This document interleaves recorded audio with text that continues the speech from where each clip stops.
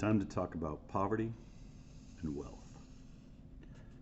On this axis, we're going to put net worth.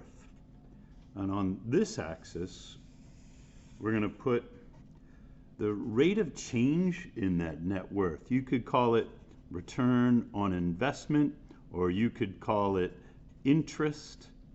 That is how fast you're going up or down in your net worth. Let's start in the middle at zero. Those people who have no net worth, nothing to invest in, nothing owed, at least in balance. Most of simple financial advice is about savings and what to do with it. You can earn small rates of return, say single-digit percentage rates, on the money that you save when your income exceeds your expenses. But after saving, there's a lot of money, a lot of advice about investing. And investing might yield greater rates of return, but you have to have enough money to invest. That is, if you don't have positive net worth, then there's nothing to invest and you can't achieve these higher rates of return. And then finally, among the super rich, you can capitalize.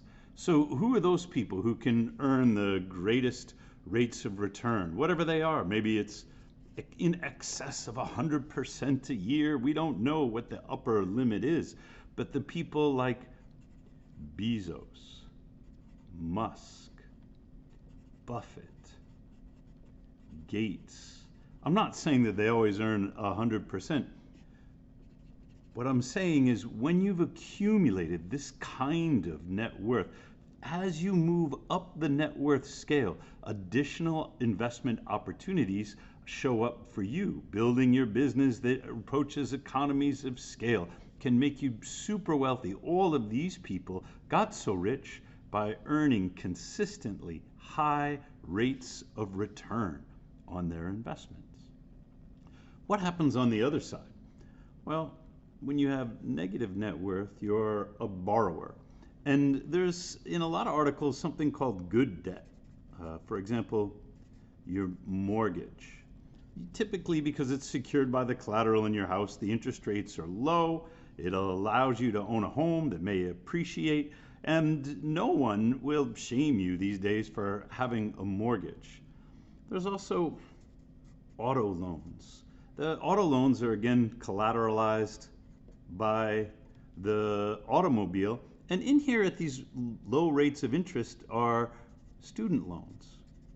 And although there's no collateral, student loans are typically guaranteed by the federal government and the interest rates are very low. After you slide into this sort of negative net worth, or you've done a lot of borrowing on your mortgage or auto and your student loan, there comes credit cards. Carrying a balance on the credit card is a negative rate of return on the debt that contributes to negative net worth.